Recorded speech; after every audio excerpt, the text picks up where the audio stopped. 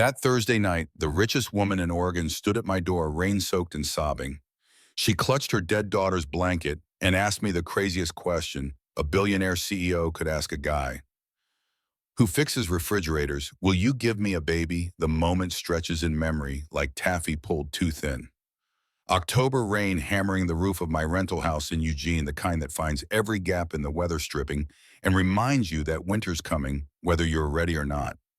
Behind me, the kitchen still smelled like the mac and cheese Ruby and I'd shared for dinner, our Thursday tradition, because routines were the scaffolding that kept our small world from collapsing. My daughter was 8 years old and already understood more about scarcity than any child should.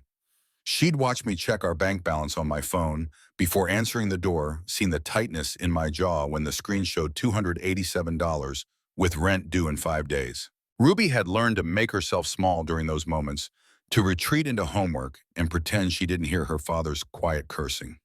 The knock came at 8:30, late enough that it couldn't be good news. I wiped my hands on a dish towel and moved through the narrow hallway past the second-hand furniture that had survived 3 moves and counting. Through the peephole, I saw her and my stomach dropped.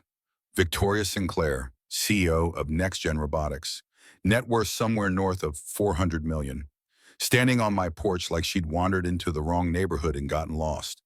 Her face was the color of typing paper. Rain had plastered her dark hair against her skull, and she held a blue and yellow knitted blanket against her chest the way shipwreck survivors clutch driftwood. Her eyes were red-rimmed and swollen, the kind of crying that leaves you hollowed out. I opened the door. Cold air rushed in, carrying the smell of wet asphalt and dying leaves. She looked at me like a drowning person looks at a rope.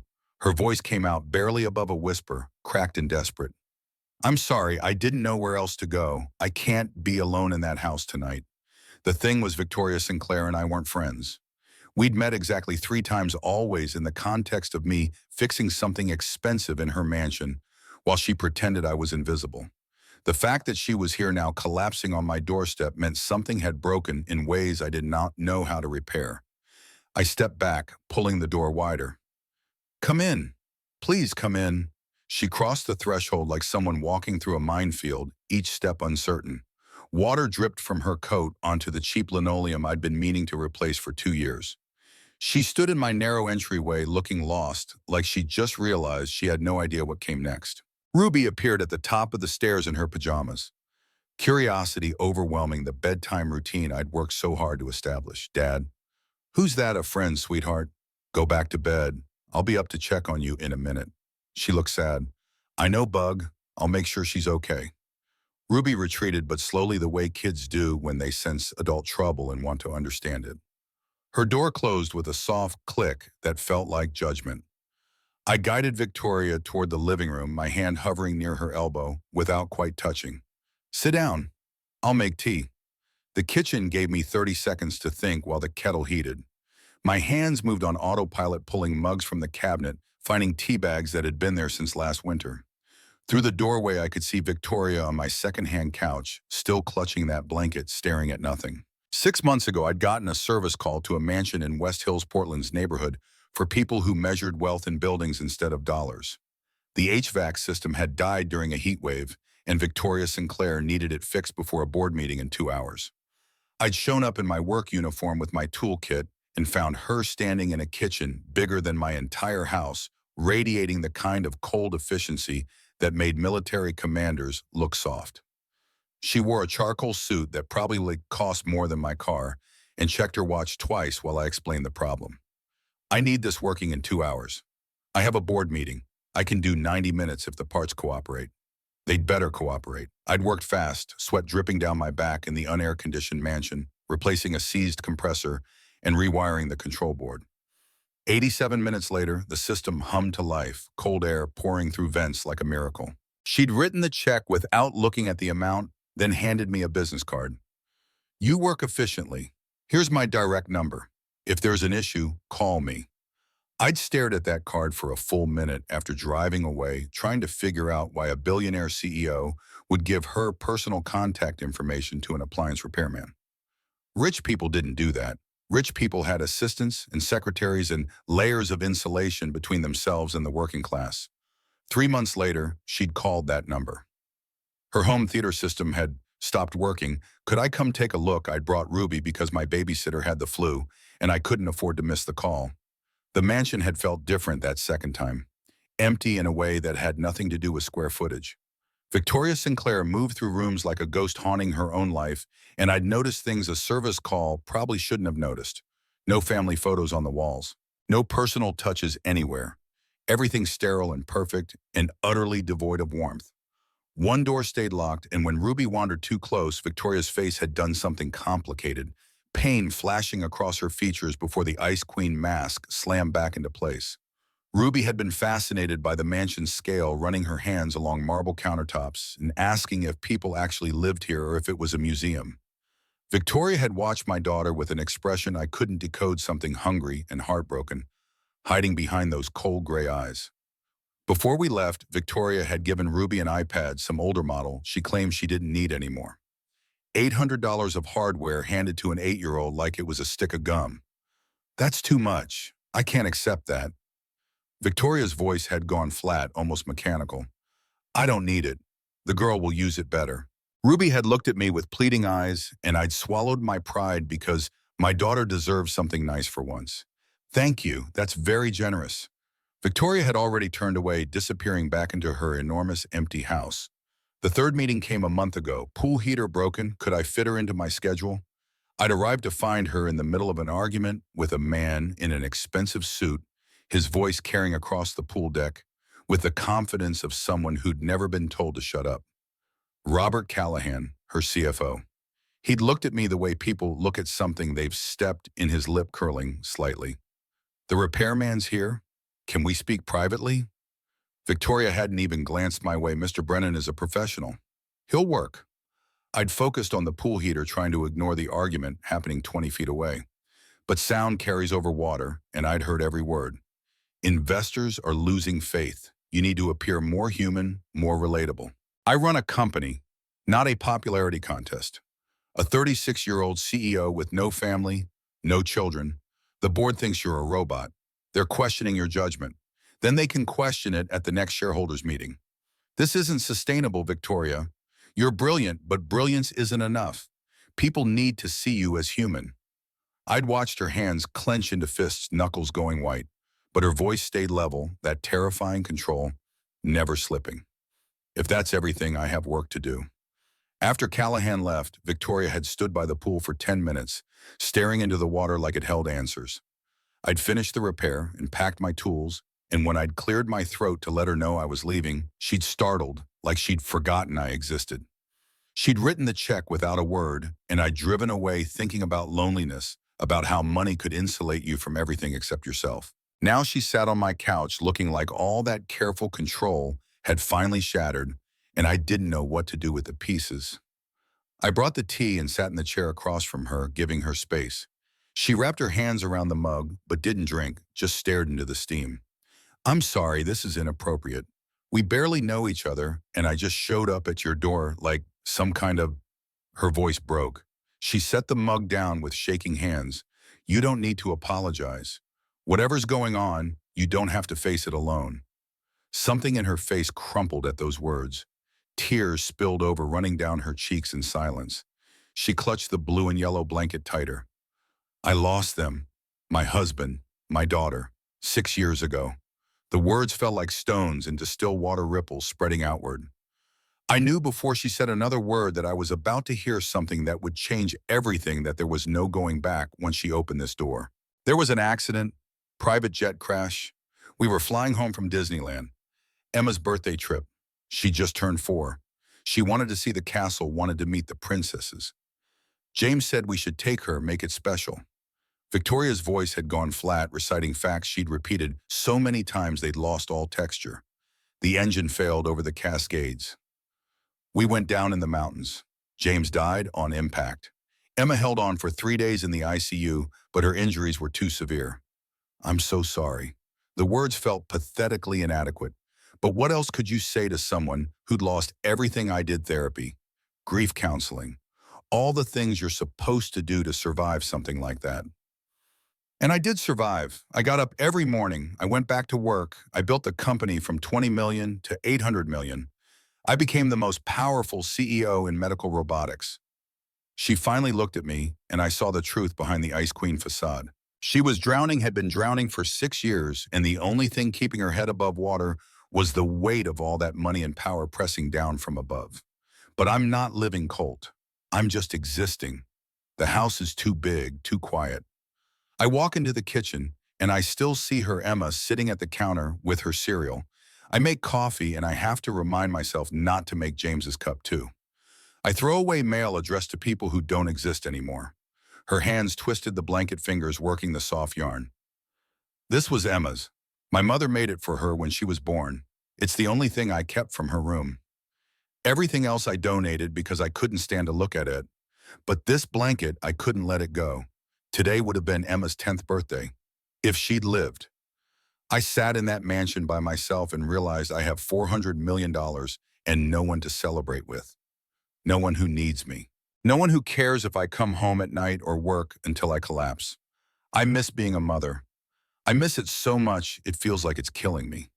Goodnight kisses and scraped knees and bedtime stories. Having someone need me, having a reason to get up in the morning, beyond just existing. The room felt too small, suddenly the air too thin. I knew where this was going, and my stomach was already tightening, my brain already calculating exits. Victoria sat up straighter, wiping her eyes with the back of her hand. I've been thinking about it for months. Years, maybe. I want to have a baby. I need to be a mother again. I've considered sperm donors, anonymous vials in a fertility clinic, choosing from a catalog of statistics. Height, weight, education, medical history. It's so cold, so empty. I'd be building a child from numbers on a screen. I've thought about adoption, but the waiting lists are years long, and I'm not sure they'd approve a single woman who works 80 hours a week. I've thought about IVF with donor eggs, about surrogacy, about every possible option. But they all feel wrong, impersonal, clinical. When I had Emma, I knew everything about her father. I knew James's laugh, his fears, his dreams. I knew why his nose crinkled when he was thinking hard and how he always left his coffee cup on the left side of the sink.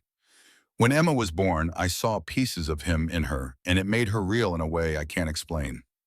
She looked at me then, really looked at me, and I felt the weight of what was coming, like a physical thing pressing on my chest. I need someone I trust, someone who's proven they know how to be a father, someone whose character I can see, not just read about in a file. I've watched you with Ruby Colt 3 times now.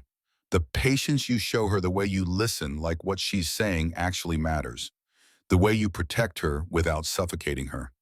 You're exactly the kind of person I want my child to have in their DNA. The words hung between us like smoke.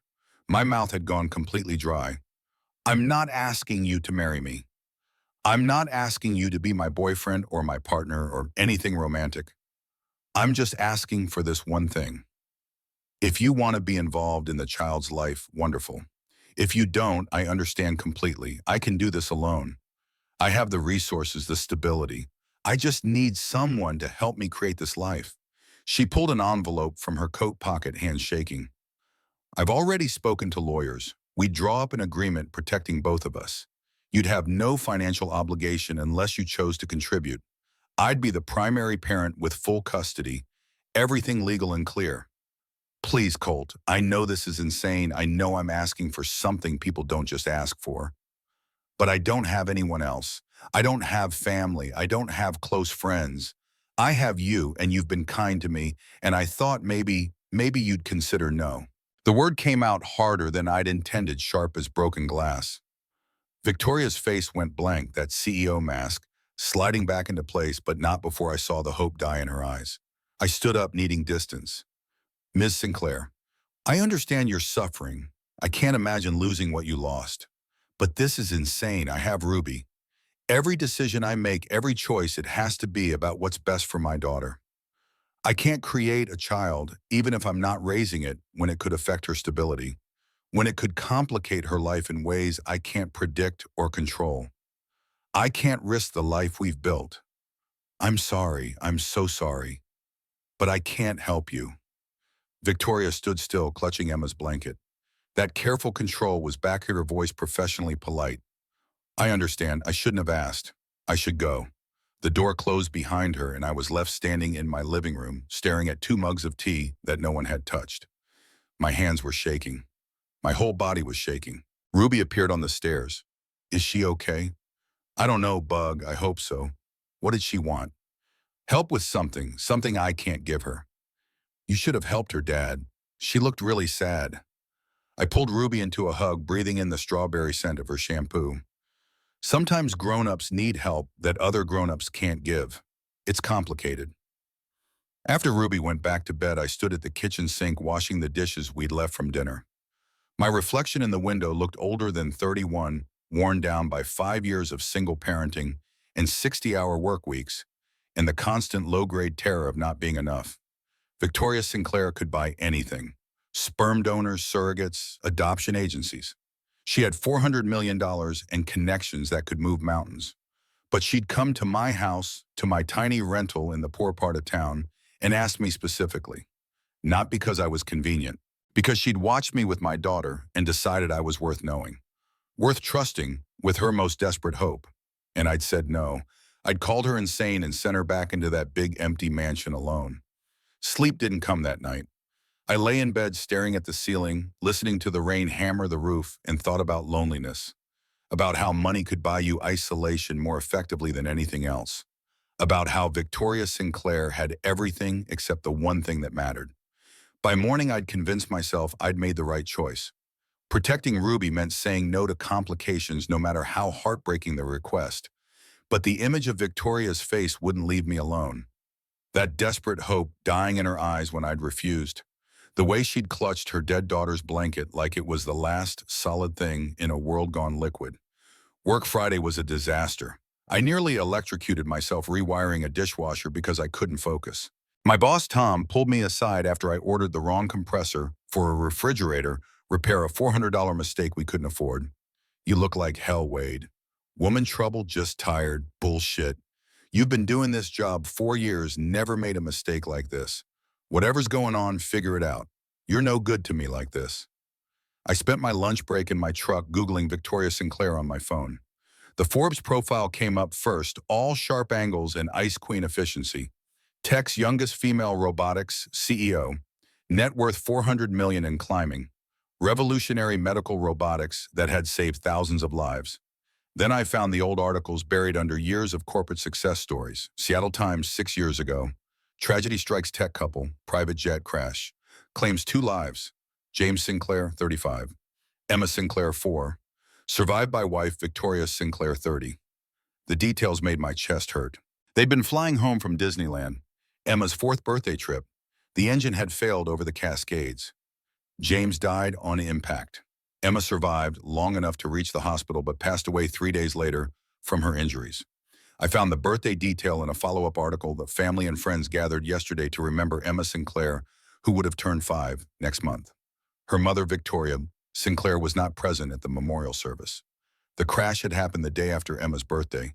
They'd celebrated with princesses and castle tours, and then the next day, her father was dead, and she was dying in an ICU with tubes and machines keeping her body functioning while her brain slowly shut down. Victoria had lived with that for 6 years. The guilt of surviving, the what-ifs that must eat at her every single day. If they'd taken a commercial flight, if they'd stayed one more day, if she'd been a different kind of mother who didn't need private jets and extravagant birthday trips. I thought about Ruby, about what my life would be like if she'd been taken from me. If some random mechanical failure had stolen my daughter and left me with nothing but an empty house and money that couldn't buy her back, I'd probably lose my mind too. I'd probably do anything, ask anyone for a chance to be a father again. That night, after putting Ruby to bed, I called my sister Harper. She lived in Seattle now, 2.5 hours up I-5, married to a high school teacher, and living the stable life I'd once thought I wanted. Harper had practically raised me after our parents died in a car accident when I was 16. She'd been 19 working 2 jobs and trying to keep us both afloat. She'd taught me how to be an adult through sheer force of example, and even now at 35, she was the person I called when life got too complicated to handle alone. I told her everything. Victoria showing up at my door, the request, my refusal, the guilt eating at me. Harper listened without interrupting, which was one of her strengths. When I finally ran out of words, she was quiet for a long moment. That's heavy, Colt. Really heavy. I know. It's insane, right? I was right to say no. Where you the question hit harder than any judgment would have. What's that supposed to mean? It means I don't know if you said no because it was the wrong thing to do or because you were scared. Of course I'm scared. This is creating a human life with someone I barely know. Do you barely know her? You've been to her house 3 times. You've seen how she lives. You watched her with Ruby. You've seen her when she thinks no one's looking. That's more than a lot of people know about each other before they get married and have kids. That's different, is it? Or is it just unconventional? Ruby has to come first. Everything I do has to be about protecting her. I know that. And you're an amazing father, but Colt, when's the last time you did something for yourself? When's the last time you took a risk that wasn't just about surviving another month? I ran a hand through my hair, suddenly exhausted. I don't have the luxury of taking risks. I have $287 in my bank account and rent due in 4 days. My truck needs new brakes I can't afford. Ruby's school needs money for a field trip I had to say no to. I'm one emergency away from complete financial collapse. And you think that's going to change by playing it safe? By turning down every opportunity because it might be complicated? This isn't an opportunity, Harper. This is a billionaire asking me to father her child because she's too grief-stricken to pursue normal options. Or it's a woman who's desperate and alone and sees something in you worth trusting. Have you considered that maybe this could be good for both of you? How could this possibly be good? Because maybe Ruby needs to see her dad do something brave. Needs to see that it's okay to help people even when it's scary. Needs to understand that family can look different than the nuclear model and still be real. And maybe you need to learn that taking chances doesn't always end in disaster, that vulnerability isn't the same as weakness, that you deserve good things too, Colt. Not just your daughter, you. I sat with that for a long time after we hung up. The house creaked and settled around me, old wood expanding and contracting. Through the window, I could see the street light throwing shadows across our tiny yard, illuminating the swing set I'd assembled from Goodwill parts. Saturday morning, I took Ruby to the park like we did every weekend weather permitted. She ran for the swings immediately, her laugh carrying across the playground, pure and unself-conscious in a way that made my chest ache. A woman sat on a bench nearby, clearly pregnant, one hand on her belly, as she watched her older daughter climb the jungle gym. Her husband stood nearby ready to catch if the girl slipped. They looked happy, tired but happy. I thought about Victoria in that enormous mansion by herself. No husband to share the small moments, no daughter to watch grow, just money and success in an emptiness that no amount of either could fill. Ruby ran back to me, breathing hard. Dad, there's this girl over there who says her dad is a doctor and they have a pool. Can we get a pool? Pools are expensive, Bug. Our house doesn't have room anyway. Miss Tori has a pool. We saw it when you fixed it. Remember, I remembered. I remembered Victoria standing by that pool alone, staring into the water like she might find answers in the chlorinated depths. Dad, why did that lady come to our house, the sad one? She needed help with something. Did you help her? No, I couldn't. Ruby looked at me with those serious 8-year-old eyes that saw too much. Grandma Grace used to say that when someone needs help and you can help them, you should, even if it's hard. Our mother had said that over and over until it became part of our family mythology. Grace Brennan, who'd worked as a nurse for 30 years and died too young in a car accident that shouldn't have happened. She'd believed in showing up for people, in doing the hard thing because it was right. Maybe you should help her dad. She looked really sad. Sunday morning, I found myself driving to Portland without really deciding to go. The truck's engine rattled on the highway, promising expensive repairs I couldn't afford. Rain had cleared overnight, leaving everything washed clean and sharp in the late autumn light. The gates to Victoria's mansion stood closed, imposing. I pressed the intercom button and waited, suddenly uncertain what I was doing here. No answer. I pressed again. The gates swung open silently. I drove up the winding driveway past manicured gardens and fountains that probably cost more than my annual salary. The mansion loomed ahead, all sharp modern angles and floor-to-ceiling windows. Victoria stood in the doorway. She looked worse than Thursday, if that was possible. Dark circles under her eyes like bruises. Hair pulled back in a careless ponytail. She wore jeans and an old sweatshirt, the casual clothes somehow making her look more vulnerable than her CEO armor ever had. Colt, why are you here? I need to talk to you. She stepped back, letting me into a foyer that could have held my entire house. We walked to the living room in silence, our footsteps echoing on marble floors. I'd been here before, but it felt different now knowing what I knew. Every perfect surface, every expensive piece of art, all of it screaming loneliness. We sat across from each other, the same positions as Thursday night but reversed. Her mansion instead of mine, her looking lost instead of me. I did research. I read about the accident. Her face went carefully blank, that protective shell sliding into place. So you know everything. The day after Emma's birthday, flying home from Disneyland. Victoria's hands clenched into fists on her lap. She didn't say anything, didn't need to. The grief was written in every line of her body. That's not your fault.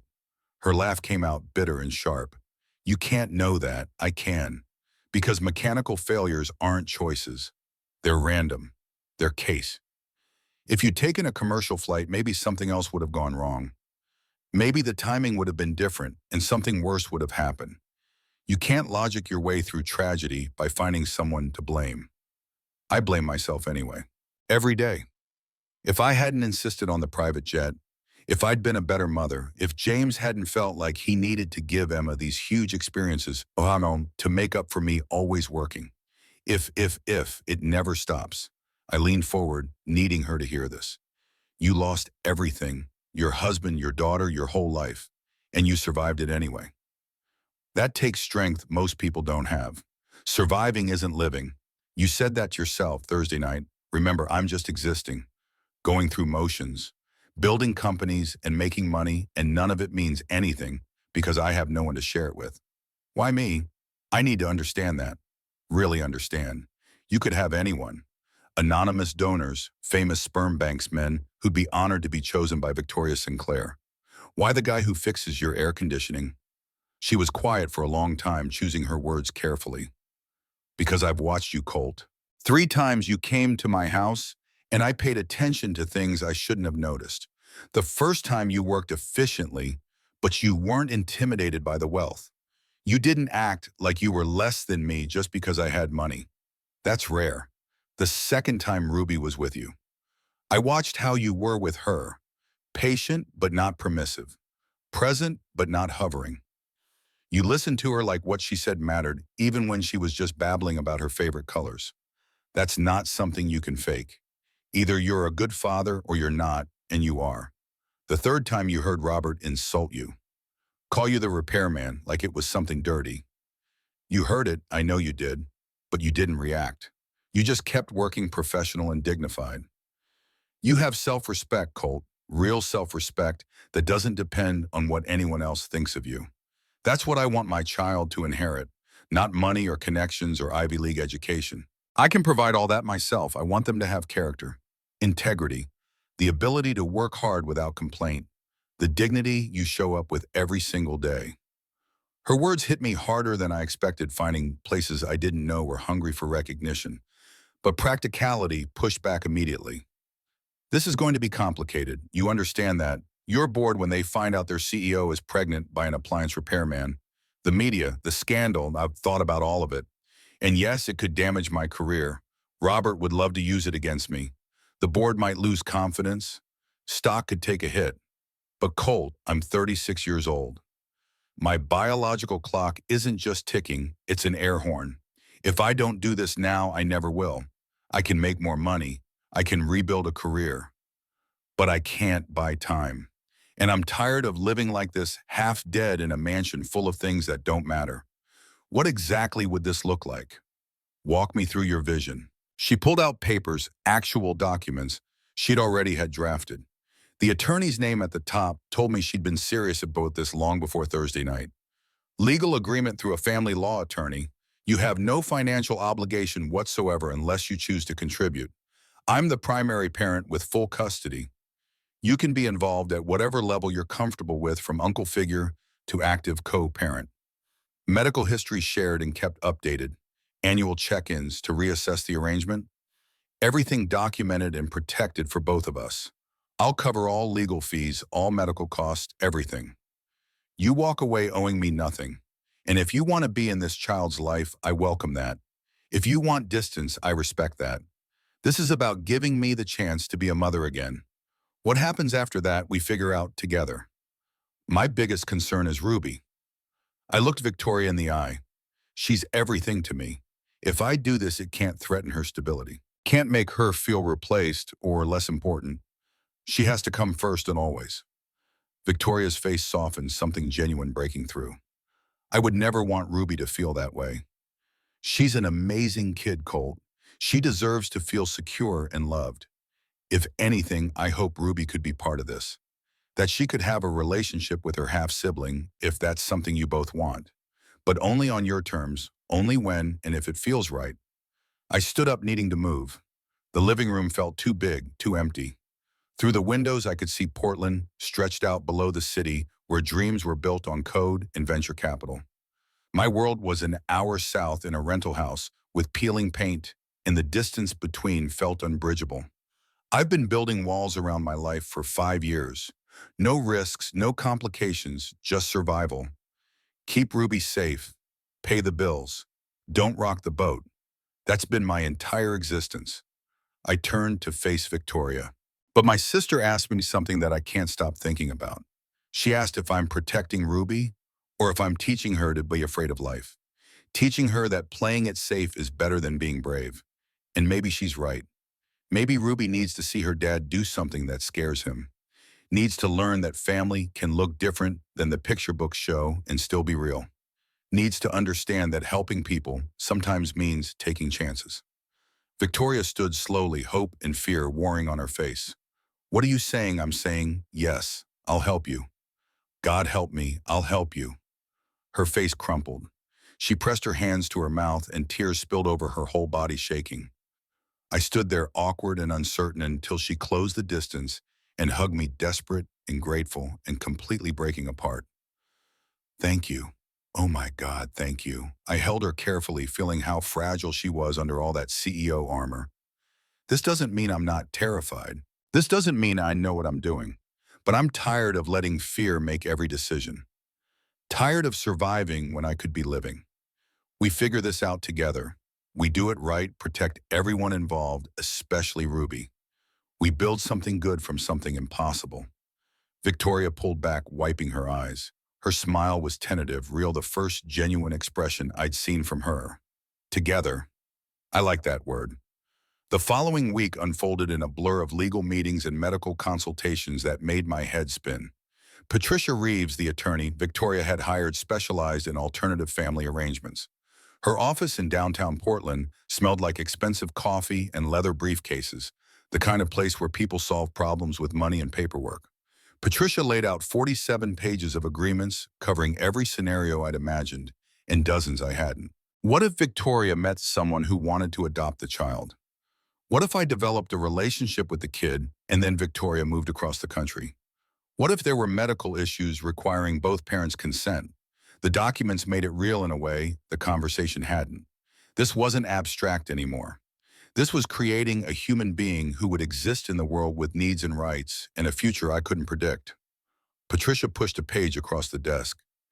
You'll need your own attorney, independent representation to make sure your interests are protected. Victoria spoke before I could. I'll cover the cost. You need someone who works for you, not me. My pride bristled immediately. I don't need you to pay for Colt. Victoria's voice was gentle but firm. Legal fees for something this complex will run $15,000 or more. I'm asking you for something enormous. The least I can do is make sure you're properly represented. I swallowed hard and nodded. This was going to be a running theme, I realized. Her money-solving problems I couldn't afford to solve myself, learning to accept help without feeling like I was being bought. The medical consultation came 2 days later at a fertility clinic that looked more like a spa than a doctor's office. Dr. Sarah Kim walked us through options with the kind of calm efficiency that suggested she'd seen every possible family configuration and no longer judged. Home insemination is cheapest, but has the lowest success rate, around 10 to 15% per cycle. IUI intrauterine insemination is more clinical, but increases odds to around 20%. IVF is most expensive and invasive, but offers the highest success rate at 40% or better. Victoria chose IUI without hesitation. Cost-effective but professional. Better odds than home method, but not as intense as IVF. Dr. Kim had us both do comprehensive screening. Blood work, genetic testing, full medical histories. I sat in a clinical room answering questions about my family's health, trying not to think about the fact that any genetic issues I carried would be passed to a child I wouldn't raise. The results came back clear for both of us. No red flags, no concerns. We were medically compatible for this insane thing we were about to attempt. My last evening in Eugene, before everything changed, I sat in my truck in the driveway and called Victoria. The phone rang twice before she picked up. "Colt, is everything okay? I just needed to say something before we really do this, before we can't take it back." "Okay, I'm listening. This is significant, life-changing. If you change your mind, if you wake up tomorrow and realize this is a mistake, I'll understand. No judgment, no hard feelings." Her voice came back strong and certain. "I'm not changing my mind. Are you?" I looked at my house, small and shabby and full of love. Through the window, I could see Ruby at the kitchen table, probably finishing homework. My entire world contained in that modest space. "No, I'm not changing my mind. We're doing this. We're doing it right. And we figure it out together. Together." Victoria's voice held something that might have been a smile. I like that word more every time you say it. We hung up and I sat in the darkening evening watching the sky fade from gold to purple to black. The streetlight kicked on, throwing my shadow across the dashboard. The man looking back at me in the rearview mirror was scared out of his mind, but alive in a way he hadn't been in 5 years. I'd just agreed to father a child with a billionaire I barely knew. Either I'd made the bravest choice of my life or the biggest mistake. Only time would tell which. But for the first time since Jessica had walked out, leaving me alone with a 3-year-old and a pile of unpaid bills, I felt like I was actually living instead of just surviving. And maybe that was worth whatever came next. January came with freezing rain that turned Eugene's streets into skating rinks. The fertility clinic in Portland felt clinical and sterile, all white walls and hushed voices. Victoria sat in the examination room wearing a hospital gown, her legs in stirrups, while Dr. Kim prepared the insemination procedure. I'd provided my sample in a bathroom down the hall 30 minutes earlier, the most awkward medical experience of my life. This whole process felt wrong. Not morally wrong, just profoundly unnatural. Creating life through syringes and petri dishes and careful timing based on ovulation charts.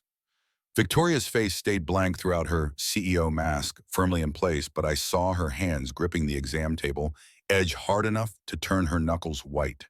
The procedure took 15 minutes. Dr. Kim worked efficiently, explaining each step in calm medical terminology that made everything sound routine. When it finished, Victoria had to lie still for 20 minutes while I sat in a chair pretending to read magazines about parenting and home decoration. "You okay?" My voice sounded too loud in the quiet room. "Fine, just processing." Her eyes stayed fixed on the ceiling tiles. "This is what I wanted, what we agreed to. But lying here knowing your cells are inside me, trying to make a person, it feels surreal." The 2-week wait began. Dr. Kim warned us most couples didn't succeed on the first attempt. Bodies were complicated. Conception required perfect timing, healthy eggs, viable sperm, and a dozen other factors beyond anyone's control. Expect to try multiple times. Victoria texted me daily updates during those 14 days. Day 3, no symptoms. Day 7, possible cramping, but might be imagining it. Day 10, trying not to hope too much. Day 14, took the test this morning. Her next message was a photo. Single pink line. Negative. Not this time. Doctor said it usually takes a few tries. We keep going. I stared at my phone screen trying to identify what I felt. Relief, disappointment. Both tangled together in my chest until I couldn't separate them. Part of me had hoped it would work immediately, get this scary leap over with. Another part was grateful for the reprieve, more time before everything changed irrevocably. February brought the second attempt. Same clinic, same procedure, more tension. Victoria seemed distracted throughout, checking her phone between medical steps. Board meeting tomorrow about Q4 results. Investors are nervous about the robotics market. Maybe we should wait until things calm down at work. Stress affects fertility. Her response came sharp as a knife blade. "I don't have time to wait, Colt. Every month matters when you're a 36 and your eggs are aging." We keep trying. The conversation died there. 2 weeks later, another negative test. Victoria didn't call this time, just sent a two-word text, no luck. I tried calling her. The phone rang 6 times before going to voicemail. When she finally called back 3 days later, her voice sounded hollow. Why isn't it working? We did everything right. Medical screening was perfect. Timing was optimal. What's wrong with me? Nothing's wrong with you. 2 months isn't long in fertility terms. Bodies don't follow spreadsheets and project timelines. We just keep trying, easy for you to say. You're not the one running out of time. March arrived with the third attempt in significantly higher tension. Victoria snapped at the nurse who took too long finding a vein for blood work. In the examination room, she lay rigid, her jaw clenched so tight I worried about her teeth. Maybe stress is the issue. Your body knows you're wound too tight. Taking a month off might actually improve chances. Her eyes flashed. Don't tell me to relax. Do you have any idea how many times people have said that to me? Just relax and it'll happen. Like my anxiety is the problem, not my age or my empty uterus, or the fact that I've already lost one child and I'm terrified of never having another. I stood my ground. I'm not saying relax as some dismissive platitude. I'm saying your body responds to stress hormones. Cortisol affects ovulation. That's medical fact, not me being insensitive. We didn't speak for 3 days after that. When the negative test result came, Victoria's text was brief and cold. Strike 3. Trying again next month. By April, I was exhausted from the emotional whiplash. Ruby had started asking questions about why I drove to Portland so often, why I seemed distracted all the time. The lies were piling up and I hated it. Just helping Miss Tori with some ongoing project, sweetheart. Nothing for you to worry about. The fourth attempt felt different from the moment I walked into the clinic. Victoria waited in the lobby and something about her expression had changed. Less brittle, more centered. She'd pulled her hair back in a simple ponytail and wore jeans instead of her usual severe professional attire. You look different, calmer. I fired my assistant yesterday, the one who's been with me 4 years. She kept scheduling calls during my fertility windows, kept pushing back appointments. I realized she was doing it because Robert told her to. He's trying to sabotage this. Why would your CFO care if you get pregnant because he wants my job? A scandal about the CEO having a baby with a working-class repairman? That's ammunition. But I'm done letting him control my life. I'm done letting anyone control it. The procedure went smoothly. During the 2-week wait, Victoria actually seemed lighter. She texted less frequently, but the messages felt more genuine. Taking a long bath instead of working past midnight. Watched a comedy special and actually laughed. Ate ice cream for dinner because I felt like it. Day 14 arrived. My phone stayed silent until almost noon. Then it rang Victoria's name on the screen. Can you come to Portland tonight? I need to show you something. My pulse jumped. Is it bad news? Just tell me now. Just come. Please. I arranged for Harper to pick up Ruby from school and drove north with my stomach in knots. Traffic on I-5 crawled every mile, taking forever. By the time I reached the mansion, it was nearly 8 p.m. full dark, the house lit up like a beacon. Victoria answered the door before I could knock. She'd been crying, mascara smudged, but she was smiling. Actually smiling, real and unguarded in a way I'd never seen. She held up a pregnancy test. 2 pink lines. It worked. God, Colt, it worked. I'm pregnant. The world tilted sideways. I grabbed the door frame for support, staring at those 2 lines like they might disappear if I blinked. This was real. We'd created a life. A human being was starting to exist because of what we'd done. Are you sure maybe it's a false positive? Should you take another test? I took 4 more. All positive. Called Dr. Kim. She confirmed based on when we did the procedure. I'm pregnant. We're actually pregnant. She laughed then, pure and joyful, and grabbed me in a fierce hug. I found myself laughing too, some knot of tension I'd been carrying for months finally releasing. We'd done it. This impossible thing we'd agreed to do was actually happening. When she pulled back, her eyes were bright with tears and hope and terror all mixed together. I can't believe it worked. I started thinking it never would, that I'd waited too long or my body was too broken. But it worked. So what happens now? The question felt enormous, encompassing months of pregnancy and years of parenthood, and a future I couldn't begin to predict. Now we figure it out. Together. That word again. Together. It had become our anchor point, the thing we returned to whenever the enormity threatened to overwhelm us. 2 weeks later, I sat Ruby down for the conversation I'd been dreading since October. She perched on the couch with her favorite stuffed rabbit, sensing something significant was coming. By the way, I turned off the TV and sat across from her instead of beside her. Bug, I need to explain something important. Remember Miss Tori, the woman who gave you the iPad? Ruby nodded, curious but not alarmed yet. She's going to have a baby. And the thing is that baby is going to be your sister. Your half-sister, technically. Confusion creased her forehead. How can Miss Tori's baby be my sister? You're not married to her. No, we're not. But I'm the baby's father. Miss Tori asked me to help her have a baby because she really wanted to be a mom again. So the baby will have the same dad as you. That makes you sisters. Ruby's face went through several expressions trying to process information that didn't fit any story she'd been told about how families worked. Where will the baby live? With Miss Tori in her house in Portland. But you'll be able to visit whenever you want. You'll be a big sister. The words hung there while Ruby thought. Then her face crumpled and tears started streaming down her cheeks. Will you still have time for me? My heart cracked. I pulled her into my lap, immediately holding her tight while she cried against my shoulder. Always, Ruby, always. You are my whole world. Nothing changes that. Having another baby doesn't mean I love you less or that you're less important. You will always be my first priority. But you'll be busy with the baby. Everyone's always busy with babies. And you like Miss Tori. What if you like her and the baby more than me? I tilted her face up and needing her to see the truth in my eyes. That's not how love works, sweetheart. Love doesn't run out. It grows. Having another person to love doesn't mean there's less for you. It means there's more love total. And you, Ruby Brennan, are the most important person in my entire life. Cross my heart. Hope to die. Nothing will ever change that. She clung to me, still crying, but less desperately. Promise, I promise. The next few weeks proved that promise harder to keep than I'd anticipated. Ruby started having nightmares about being abandoned. She became clingy, refusing to let me out of her sight, crying at bedtime.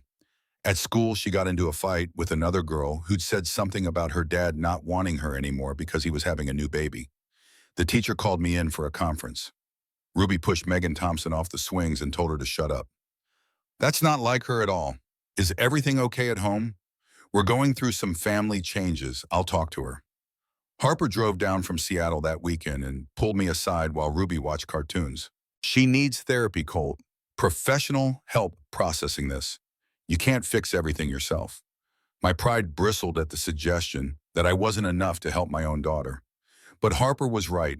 Ruby was struggling beyond what I could handle with reassurance and promises. Dr. Amy Chen specialized in helping children navigate non-traditional family structures. Her office was warm and colorful, filled with games and art supplies. She met with Ruby alone for the first session while I sat in the waiting room pretending to read magazines. When they emerged, Dr. Chen asked to speak with me privately. Ruby's fear is very specific and very common. She's afraid of replacement, of losing her position as your only child. The fact that you're creating this baby with someone who's not her mother complicates it further. She worries you'll form a new family that doesn't include her. How do I fix that? How do I make her feel secure again? You show her repeatedly and consistently. Special time, just the two of you. Weekly dates where she has your complete attention. Let her be involved in the pregnancy if she's comfortable. Make her feel included rather than replaced. And be patient. This is a big adjustment. I started taking Ruby on daddy-daughter dates every Saturday. Just the two of us, no phones, no distractions. Movies, ice cream, bike rides, whatever she wanted. Slowly over weeks, she began to relax again. The nightmares lessened. She stopped clinging quite so desperately. At week 8, Victoria invited both of us to her first ultrasound appointment. Ruby sat beside me in the examination room, wide-eyed and nervous. Victoria lay on the table looking vulnerable in her hospital gown, her hand reaching instinctively for mine. I took it without thinking, our fingers interlacing. Dr. Kim moved the ultrasound wand across Victoria's stomach, and suddenly the screen showed grainy black and white images that resolved into something recognizable. There. That's your baby's heartbeat. A tiny flutter on the screen, fast and strong. Ruby leaned forward, fascinated. That's the baby. That's the baby. About the size of a raspberry right now. Victoria stared at the screen with tears streaming down her face. That's my baby. My daughter's sister. Emma's sister. Her voice caught on the name and I squeezed her hand tighter. After the appointment, Ruby seemed thoughtful. In the parking lot, she looked up at Victoria. Miss Tori, can I ask you something? Of course, sweetheart. Are you going to be my stepmom? Since the baby has the same dad as me? Victoria glanced at me, uncertain how to answer. Ruby, your dad and I aren't married. We're friends who are having a baby together. That's a little different. So you're like, my dad's friend, who's also kind of family? Exactly. Family can look lots of different ways. This is just our way. Ruby considered this, then nodded. Okay, that makes sense, I guess. By week 12, Victoria's morning sickness hit with devastating force. She called me one evening, barely able to speak between bouts of vomiting. I can't keep anything down. Lost 8 pounds in 2 weeks. Dr. Kim says it's hyperemesis gravidarum. Severe pregnancy sickness. Can you take time off work? Stay home and rest. I have a board meeting Thursday about investor presentations. I can't miss it. I'm the CEO. Showing weakness now would be disastrous. You're pregnant, not weak. Your body is building a human being. That's not weakness. In my world, it is. In my world, taking time off means giving Robert ammunition to claim I'm not fit to lead. Victoria pushed through the board meeting looking gray and exhausted. I know because I watched coverage of it on the Business News channel, seeing her stand at the podium presenting quarterly results while clearly unwell. Her voice stayed steady, but her hands gripped the podium edge too tightly. 2 weeks later, the thing we'd both feared happened. Victoria called me at 3 in the afternoon, her voice shaking. Robert knows about the pregnancy, about you. He hired a private investigator. How much does he know? Everything. Photos of us at the fertility clinic. Your background, your job, your income. He confronted me in my office an hour ago. Said the board won't accept a CEO who's pregnant by a blue-collar nobody. Said he's calling an emergency board meeting to vote me out. The fury that rose in my chest was white-hot and blinding. He can't do that. Pregnancy discrimination is illegal. He's not citing pregnancy. He's citing erratic behavior and poor judgment, making the pregnancy about my leadership capacity rather than my gender. It's a loophole and he knows it. When's the meeting? Friday. 3 days from now. Colt, I could lose everything. The company I built from nothing, everything I've worked for. Then we fight. You've faced worse than Robert Callahan. You've survived losing your whole family and rebuilding a life from ashes. Don't let him take what's yours. Friday morning, I woke at 5 a.m. too anxious to sleep. Victoria had asked me not to come to the board meeting, said my presence would make things worse. But all morning, I couldn't shake the feeling that I should be there, that letting her face this alone was wrong. By noon, I'd made my decision. I called my boss, Tom, and told him I needed the afternoon off for a family emergency. Then I drove to Portland in my work uniform, not bothering to change. If the Next Gen Robotics Board was going to judge Victoria for choosing a working-class man, they could see exactly what that looked like. The corporate headquarters occupied a gleaming tower in downtown Portland, all glass and steel and architectural significance. I signed in at security, claiming I had business with Ms. Sinclair. They made calls, checked lists, finally waved me through with suspicious looks at my Patterson's Appliance Repair shirt. The boardroom was on the 15th floor. I could hear raised voices through the heavy wooden doors. A receptionist tried to stop me, but I pushed past it, opening the doors to a room full of men in expensive suits. Turning to stare, Victoria stood at the head of a long conference table, her hand resting protectively on a small baby bump that was just beginning to show. Shock flashed across her face when she saw me. Colt, what are you doing here, Robert? Callahan sat halfway down the table looking smug. Security, we have an intruder. I'm not an intruder. I'm Colt Brennan. The appliance repairman, Mr. Callahan, has been disparaging. I figure if this meeting is about me, I should be here. The board chairman, an older man with silver hair and reading glasses, looked between me and Robert with confusion. Madam, Callahan, is this the man you referenced in your presentation? That's him, high school diploma. $31,000 a year, single father living in a rental. Hardly the kind of person our CEO should be associated with, let alone creating a child with. I walked to the front of the room, standing beside Victoria. She looked at me with something that might have been gratitude or terror, I couldn't tell which. I understand your concerns. I'm not a tech billionaire or an Ivy League graduate. I fix air conditioners and refrigerators. I make $15 an hour, and I live in a house with peeling paint. But I have dignity. I work hard without complaining. I raise my daughter to understand that character matters more than bank accounts. Victoria chose me because she wanted those qualities in her child's DNA. If you think that's poor judgment, then you don't understand what makes a person valuable. Victoria found her voice then stronger than before. Gentlemen, yes, I'm pregnant. Yes, the father is Colt Brennan, an appliance technician. And yes, it's an unconventional arrangement. But let me be absolutely clear about something. She stood straighter, her CEO authority settling over her like armor. Colt is the best man I know. He's been a single parent for 5 years, working 2 jobs, never missing a day. He has integrity in a world where many people have forgotten what that word means. I chose him deliberately carefully because I wanted my child to inherit those qualities. If this board thinks that's poor judgment, fine. Vote me out. But don't insult me by suggesting that a person's worth is measured only by their income bracket. That's exactly the kind of thinking that makes companies fail because they value appearances over substance. Robert stood his face red. This is exactly the emotional decision-making that proves you're unfit to lead. You're letting personal desires cloud your business judgment. My personal life has never affected my performance. Our stock is up 40% since I took over as CEO. We've revolutionized medical robotics. Our products save lives every single day. That's what matters, not who I'm having a child with. The board members were murmuring among themselves. The chairman called for order, then called for a vote, all in favor of removing Mrs. Sinclair as CEO. 3 hands rose. Roberts and 2 others men I recognized from previous visits to the mansion, Roberts' known allies. All opposed. 12 hands rose. The relief on Victoria's face was palpable. The motion fails. Mrs. Sinclair retains her position as CEO. Mr. Callahan, we'll be reviewing your conduct and calling this meeting. Dismissed. Robert stormed out, his face purple with rage. The other board members filed out more slowly, several stopping to shake Victoria's hand and offer quiet congratulations on the pregnancy. When we were alone, Victoria turned to me with tears streaming down her face. You didn't have to do that, coming here speaking up. You didn't have to put yourself out there like that. Yes, I did, because you're not alone in this anymore. You're not facing everything by yourself. That's what together means. She kissed me then.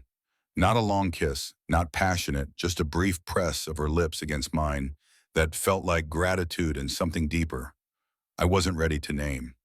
Thank you for everything, for being brave when I needed someone to be brave with me. The weeks that followed were calmer. Victoria worked from home more often, delegating responsibilities she'd previously hoarded. I visited Portland twice a week after work, checking on her, making sure she was eating enough and resting properly. Ruby came with me, sometimes gradually warming to the idea of Victoria as a fixture in our lives. At week 18, we learned the baby's gender. Dr. Kim smiled at the ultrasound screen. It's a girl. Victoria's hand flew to her mouth. A girl. Emma was a girl. Now this baby is a girl. It feels like coming full circle. This is a different child, her own person with her own life. I squeezed Victoria's hand. You know that, right? She's not Emma. I know. I do know. But maybe having another daughter means I get to honor Emma's memory while still moving forward. Maybe both things can be true. We chose the name together. Isabella Grace Sinclair. Isabella after Victoria's grandmother, who'd helped raise her. Grace after my mother, who died too young. Sinclair because Victoria wanted the baby to carry her late husband's name, a connection to the family she'd lost. The baby kicked for the first time at week 20. Victoria called me immediately, her voice breathless with wonder. She's moving. I can feel her. Colt, I can feel our daughter. Our daughter. The words hit me differently than they had before. This wasn't just Victoria's baby I was helping create. This was my daughter too. My second child, connected to me by biology and choice, and growing affection I hadn't expected. At week 24, Victoria asked me to go baby shopping with her. We drove to a high-end boutique in downtown Portland, the kind of place where everything cost more than my monthly rent. A crib caught Victoria's eye, all hand-carved Italian wood and elegant design. The price tag read $2,400. That's beautiful. My voice came out strangled. For a crib, Italian craftsmanship, the best materials, nothing but the best for Isabella. I raised Ruby with a $150 crib from IKEA. She survived just fine. The saleswoman gave me a condescending smile. Sir, these are investment pieces. Quality that lasts generations. Victoria touched my arm, reading the tension in my shoulders. Let's keep looking. We'll find something we both like. We compromised on a $600 crib, nice but not ostentatious. Walking through the store, though, the gulf between our worlds felt overwhelming.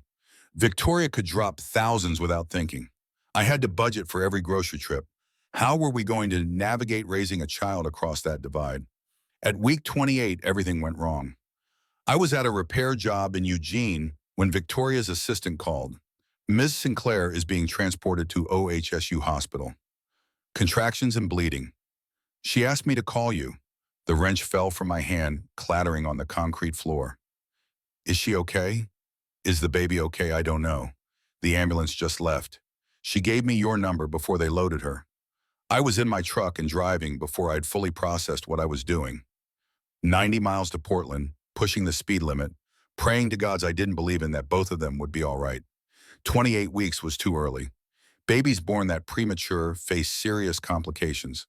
Lung problems, infections, developmental delays. The hospital parking garage was a maze. I ran through corridors following signs to labor and delivery, finally finding Victoria in a bed surrounded by monitors and medical equipment. Her face was pale, tears streaming down her cheeks, one hand on her belly. Colt. Thank God. Something's wrong. I'm bleeding and the contractions won't stop. They say the placenta might be separating. If it fully detaches, they'll have to do an emergency C-section. But Isabella's so small, her lungs aren't developed enough, she might not survive. I grabbed her hand, cutting off the spiral of panic. Breathe. The doctors know what they're doing. We focus on right now, this moment. Everything else we handle as it comes. Dr. Kim arrived 20 minutes later, all business. We're giving you steroid shots to mature Isabella's lungs faster.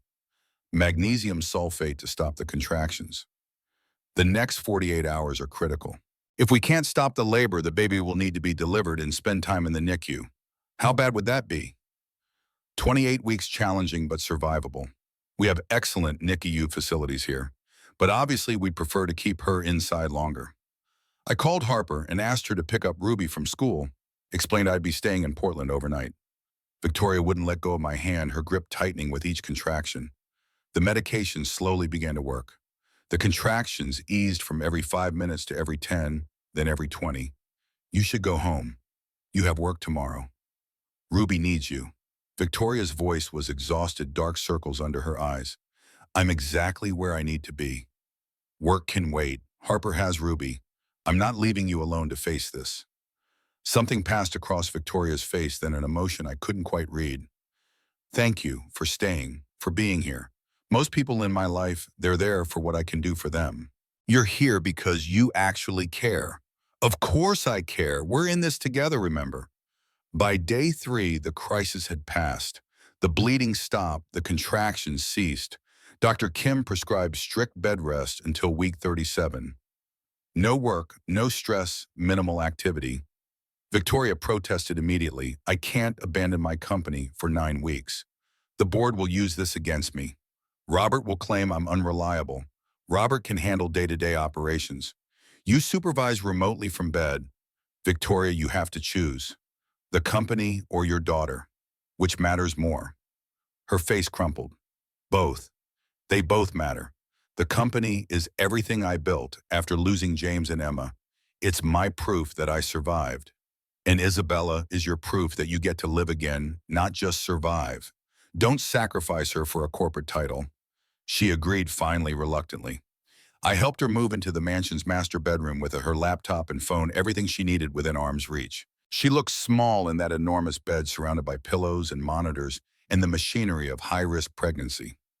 I started visiting 3 times a week after work, bringing Ruby sometimes. We'd watch movies together, Victoria propped up on pillows while Ruby sat beside her, chattering about school. Seeing them together did something to my chest, made me imagine futures I hadn't let myself consider.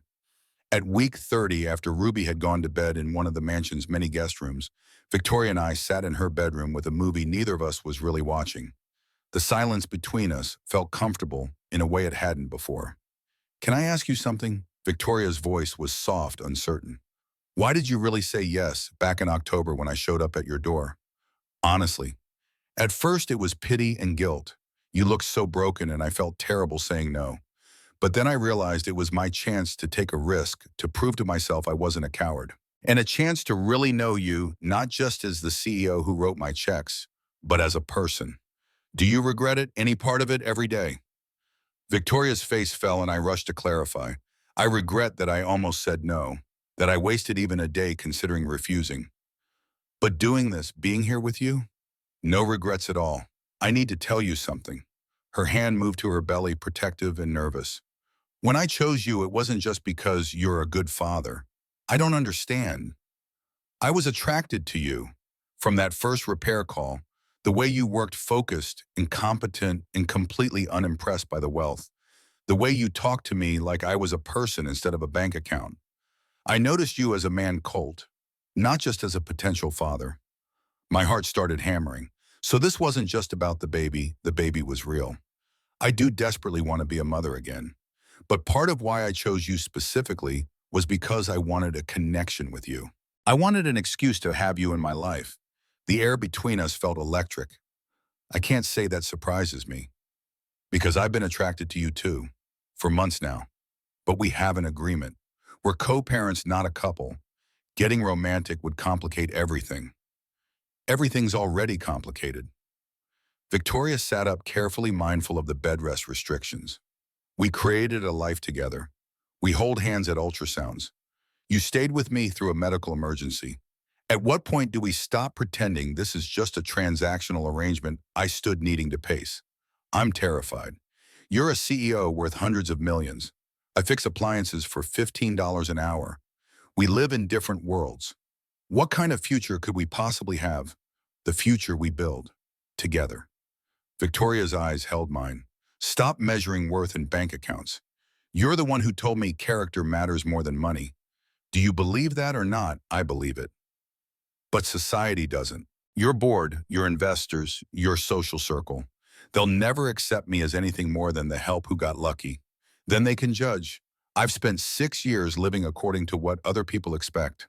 I'm done with that. I want to live according to what I want, and I want you. The words hung between us, terrifying and exhilarating. I crossed back to the bed and kissed her properly this time. Not grateful or brief, but deep and real tasting. Like possibility and risk and everything I'd been too afraid to reach for. When we pulled apart, both of us were crying. This is insane. We're idiots for letting this get complicated. Victoria laughed through her tears. Completely insane. Absolutely idiots. I don't care even a little bit. At week 37, Dr. Kim cleared Victoria for normal delivery. The labor started at 3 in the morning, Victoria's water breaking all at once and soaking the sheets. I drove her to the hospital through empty streets, her hand crushing mine through each contraction. Labor lasted 14 hours. I stayed the entire time coaching her through breathing, bringing ice chips, wiping sweat from her forehead. Nurses assumed I was her husband, and I didn't correct them. Somewhere during those hours, the distinctions stopped mattering. Isabella Grace Sinclair arrived at 5:47 p.m., 6 pounds, 8 ounces of screaming, red-faced fury. The nurses placed her on Victoria's chest, and we both broke down completely. Crying and laughing and overwhelmed by the reality of this tiny person we'd created. She's here. She's real. Victoria couldn't stop touching the baby's face, her hands counting fingers and toes. Colt, look at her. Look at what we made, the nurse turned to me. Dad want to cut the cord. I froze. We're not, Victoria interrupted, her voice firm. Yes, he is. He's her father. Colt cut the cord. I did the surgical scissors, slicing through the thick, rubbery tissue that had connected Isabella to Victoria for 9 months. Symbolic, cutting that connection and making her a separate person who would need both of us in different ways. They took Isabella for initial tests and measurements. Victoria lay back exhausted, her face sheened with sweat and glowing with happiness. Thank you for all of it, for saying yes when I asked the impossible, for staying when it got hard, for being exactly who I needed you to be. I kissed her forehead, then her lips. We did it together. That was always the only way this could work. Ruby met her baby sister the next day. Harper bringing her to the hospital with a stuffed bunny she'd picked out specially. She approached the bassinet with wide eyes looking down at Isabella with wonder. She's so tiny. All babies are tiny at first. You were this small once, too. Ruby reached out carefully, touching Isabella's hand. The baby's fingers curled reflexively around Ruby's thumb, and my daughter's face transformed. She's holding my hand. She knows I'm her sister. Of course she does. You're her big sister. That's the most important person in her world. Victoria watched from the hospital bed, tears sliding down her face. I knew without asking that she was thinking about Emma, about the sister Isabella would never know, but also about the family we were building, complicated and unconventional, but real. We brought Isabella home a week later, not to the mansion, but to a new house Victoria had purchased in Lake Oswego, halfway between Eugene and Portland. 4 bedrooms, nice but not ostentatious, with a yard for Ruby and a nursery for Isabella. Moving in together felt natural and terrifying. Boxes everywhere, furniture being delivered, Ruby claiming her room while Isabella slept through the chaos. Victoria directing movers while trying to figure out how to work the regular-size washing machine after years of having staff handle laundry. That first night, all 4 of us in one house felt like stepping into a future I'd barely let myself imagine. Ruby asleep upstairs, Isabella in her bassinet by our bed, Victoria beside me, her head on my shoulder, both of us too exhausted to do anything but exist together in the quiet dark. I started as a sperm donor. Somewhere along the way, I became a father again. And somewhere between board meetings and ultrasounds and crisis hospital visits, I fell completely in love. Now holding my daughter's mother, while our baby breathes softly nearby, I understand something fundamental. This is what it means to truly live instead of just survive. Isabella's first month home tested every assumption I'd made about my capacity to function on minimal sleep. The Lake Oswego house became a blur of diaper changes and midnight feedings and the particular exhaustion that comes from caring for a newborn who refuses to understand the concept of circadian rhythms. Victoria handled it better than I'd expected, moving through the sleep deprivation with the same grim determination she brought to board meetings. But I was splitting myself between 2 daughters in 2 cities, trying to maintain some version of the life Ruby had known, while building this new reality with Victoria and Isabella. Monday through Friday, I worked my appliance repair route in Eugene, picking Ruby up from school and making sure she had dinner and homework help and the stability she needed. 3 evenings a week, I'd drive 90 minutes to Lake Oswego after putting Ruby to bed, arriving at the new house past 9 p.m. to spell Victoria for a few hours before collapsing into exhausted sleep. Weekends, I brought Ruby with me, all of us together in the house that didn't quite feel like home to anyone yet. The math didn't work. I was averaging 4 hours of sleep a night, running on coffee and adrenaline, and the stubborn refusal to admit I couldn't handle it. My boss, Tom, noticed first, pulling me aside after I nearly wired a dishwasher backwards for the 2nd time in a week. "Wade, you're a disaster. When's the last time you slept a full night?" "I'm fine, just adjusting to the new schedule." "Bullshit. You're going to hurt yourself or someone else. Take a few days off. Figure your life out." "I can't afford time off." The words came out sharper than intended. "Rent's due, truck needs new brakes. Ruby needs school supplies. I work or we don't eat." Tom shook his head, frustrated but not unkind. "Then you need to make some hard choices about what's sustainable." This isn't that Saturday, 4 weeks after Isabella's birth, the choices got made for me. I was at Ruby's school for a parent-teacher conference, walking down the hallway toward her classroom, when the world suddenly tilted sideways. The fluorescent lights overhead went supernova bright and then dimmed my vision, tunneling to a pinpoint. My knees buckled. I grabbed for the doorframe, but my hand didn't connect with anything solid. The floor rushed up to meet me, and everything went black. I woke in the school nurse's office with a paramedic shining a light in my eyes and asking me what year it was. Ruby stood in the corner, crying, her teacher's hand on her shoulder. The fear on my daughter's face cut deeper than any physical pain. "Mr. Brennan, when did you last eat a full meal?" The paramedic checked my blood pressure, frowning at the numbers. "When did you last sleep more than a few hours?" "I'm fine. Just stood up too fast. You passed out from exhaustion and dehydration. Your vitals are a mess. We need to transport you to the hospital for evaluation." "No hospital. I can't afford it." I tried to sit up and the room spun viciously. "Ruby, I'm okay, sweetheart. Don't cry." But she was crying harder now, that particular kind of child sobbing that comes from seeing a parent vulnerable. The teacher called someone, and I realized with creeping horror that it was Harper, that my sister was going to drive 2.5 hours because I'd collapsed at my daughter's school like some kind of disaster. The ER doctor was young and unsympathetic.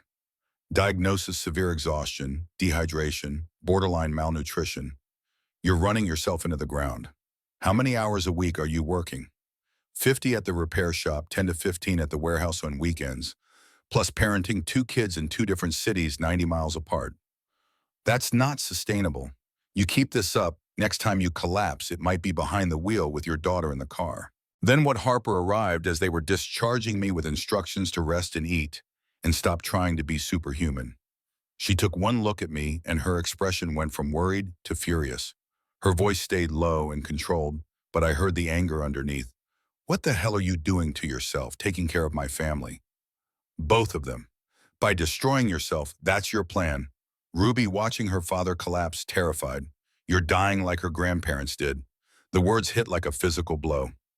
Ruby had been 6 when Harper told her how our parents died a car accident caused by a drunk driver. The fear of losing me the same way was already her deepest nightmare. Harper drove Ruby back to Seattle for the weekend while I went to Lake Oswego. Victoria took one look at me shuffling through the door, and her face went pale. Colt, my God. What happened? And I gave her the abbreviated version. Collapsed at school, ER, visit, doctor's orders to rest. Her hands shook as she pulled me to the couch, her CEO efficiency replaced by something raw and scared. You can't keep doing this. Splitting yourself between 2 houses, 2 cities. Working yourself to death, trying to be everything to everyone. Something has to change, I know. The admission felt like defeat. I just don't know what. Victoria sat beside me, Isabella asleep in her arms. We need to talk. Really talk about what our life looks like going forward. Over the next few hours, we mapped it out. The current arrangement was killing me slowly, and Ruby was suffering from my constant exhaustion and distraction. Isabella needed more than a part-time father who showed up 3 nights a week, half dead from the commute.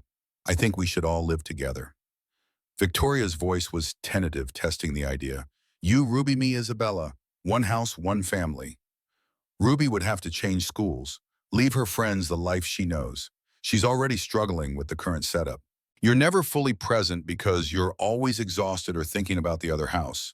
Maybe consistency in one place would be better than this constant splitting. And what about my job? Eugene's too far to commute daily from Lake Oswego. Victoria hesitated. Then I've been thinking about that. NextGen needs someone to oversee our facilities operations. Building maintenance, HVAC systems infrastructure. It's essentially what you do now, but at scale, managing contractors instead of doing the repairs yourself. The position pays $90,000 a year with full benefits. I stared at her. You're offering me a job. I'm offering you a role you're qualified for.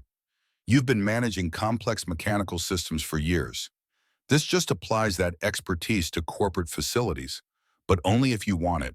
If the idea of working for my company makes you uncomfortable, we'll figure something else out. The pride that rose in my throat was complicated. Part of me wanted to refuse on principle, to insist I didn't need handouts. But the practical side, the father who just collapsed from exhaustion, knew I had to consider it seriously. Let me think about it. Talk to Ruby about moving. Make sure this is really what's best for everyone. That conversation with my daughter happened Sunday evening after Harper brought her back from Seattle. We sat on the couch in the Eugene house, the one we'd lived in for 3 years, and I explained the situation as honestly as I could. Bug, we need to make some changes. The way we're living now, with me driving back and forth all the time, it's not working. I'm too tired and you're not getting enough of my attention. Are we moving? Her voice was small, scared. Maybe. To the house in Lake Oswego with Victoria and Isabella. We'd all live together as one family. Ruby's face cycled through emotions too complex for an 8-year-old. But that's not my house. My friends are here. My school is here. I know. And changing all that is really hard. But staying here means I keep running myself into the ground, trying to be in 2 places at once. Eventually, I'm going to get hurt worse or hurt someone else. I need you to help me figure out what's right. She was quiet for a long time, picking at a loose thread on the couch cushion. Will you be less tired if we all live together, Nya? I'd be home every night, not spending 3 hours a day driving. I could help with homework, make you breakfast, be actually present instead of just physically there. Would I have to change schools? Probably. Lake Oswego has good schools, but yeah, you'd be starting over with new friends. Ruby's eyes filled with tears. I don't want to leave Hannah and Mia. They're my best friends. I know, sweetheart. I pulled her close, feeling her shake with quiet crying. This isn't fair to you. None of this is fair, but sometimes we have to choose between hard options and try to pick the one that's least bad. Do you love Miss Tori? Like girlfriend? Boyfriend love. The question caught me off guard. Yeah, Bug. I do, and you love Isabella. Of course. She's my daughter, your sister. Ruby pulled back to look at me, her face blotchy from crying, but her expression surprisingly mature. Then we should all be together. That's what families do, even if it's hard. 2 weeks later, we moved. Ruby cried, packing up her room, carefully wrapping her favorite stuffed animals in books and newspaper. I hired movers for the furniture and spent a weekend shuttling boxes between cities, each trip feeling like I was dismantling one life to build another. The Lake Oswego house slowly transformed into something that felt less like Victoria's space and more like ours. Ruby's room filled with her personality posters and art projects covering the neutral, beige walls. Isabella's nursery stayed calm and organized, Victoria's need for control manifesting in perfectly arranged changing stations and color-coded onesies. Our bedroom became a chaotic mix of my thrift store sensibilities and Victoria's high-end tastes somehow working despite the clash. Ruby's transition to her new school was brutal. She came home the first week in tears, more days than not. The other kids already had established friend groups, and she was the awkward new girl who didn't know anyone. The curriculum was different, more advanced, and she struggled to catch up. I found her crying in her room one evening, homework scattered across her desk. Everyone here is smarter than me. I can't do the math they're doing. I'm going to fail. You're not going to fail. We'll get you a tutor if needed.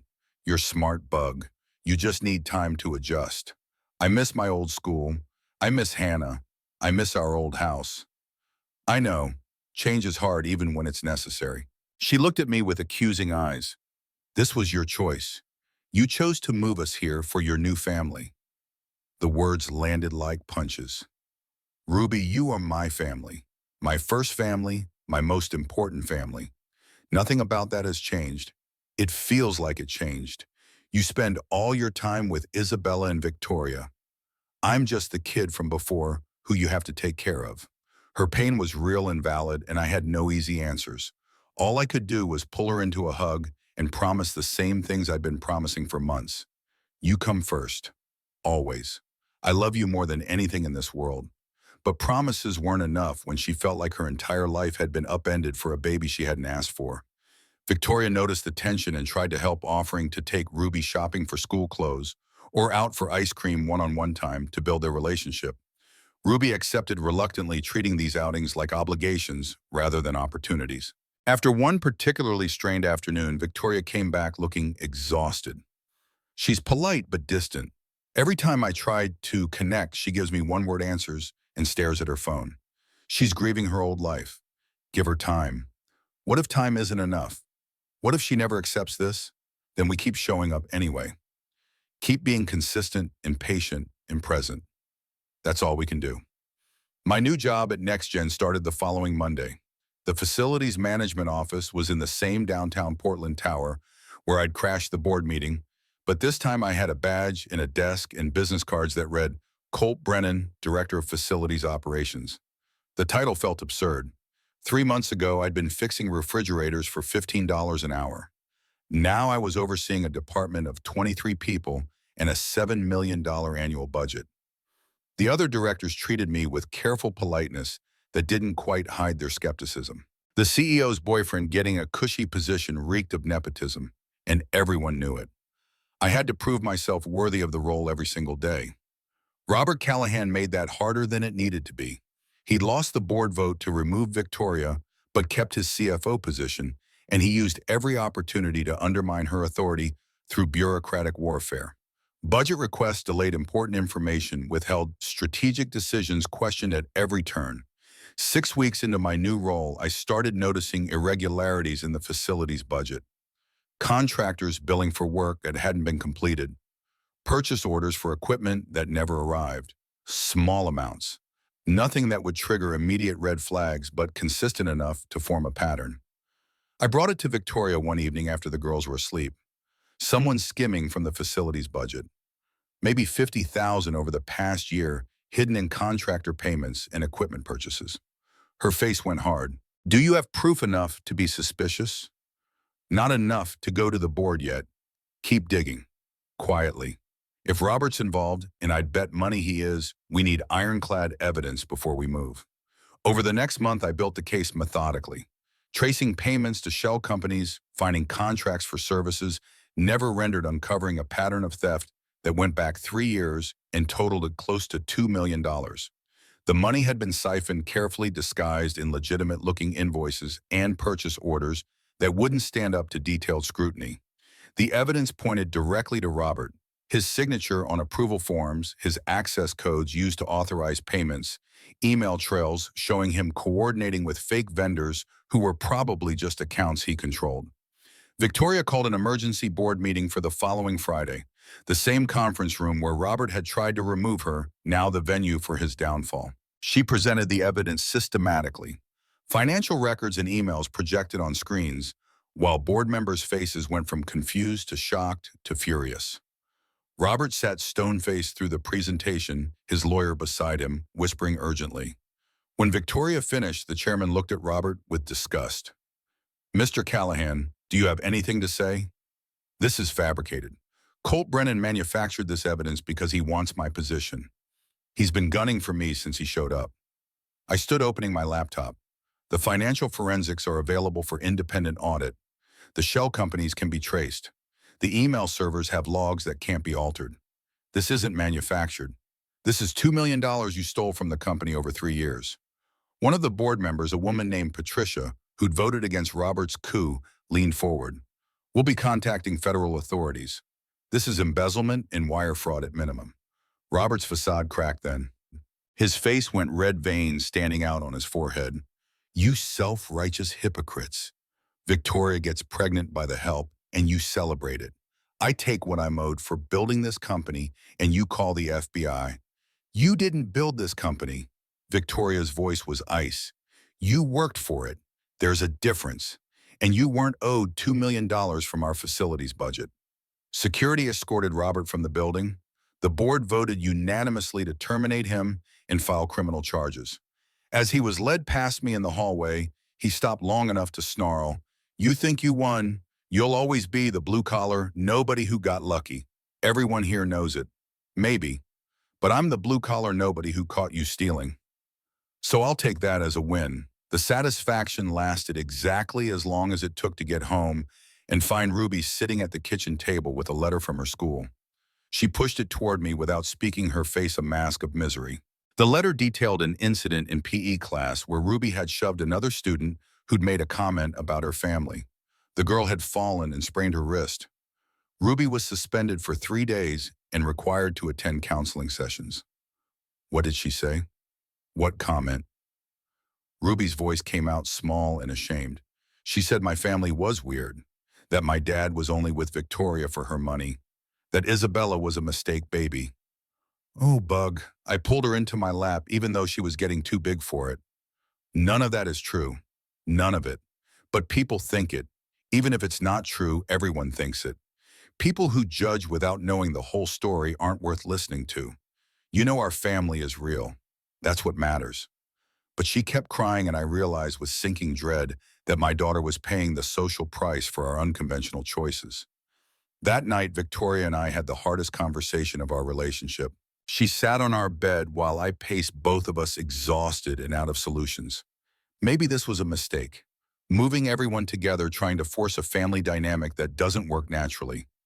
Don't, Victoria's voice was sharp. Don't catastrophize one bad incident into proof this whole thing is wrong.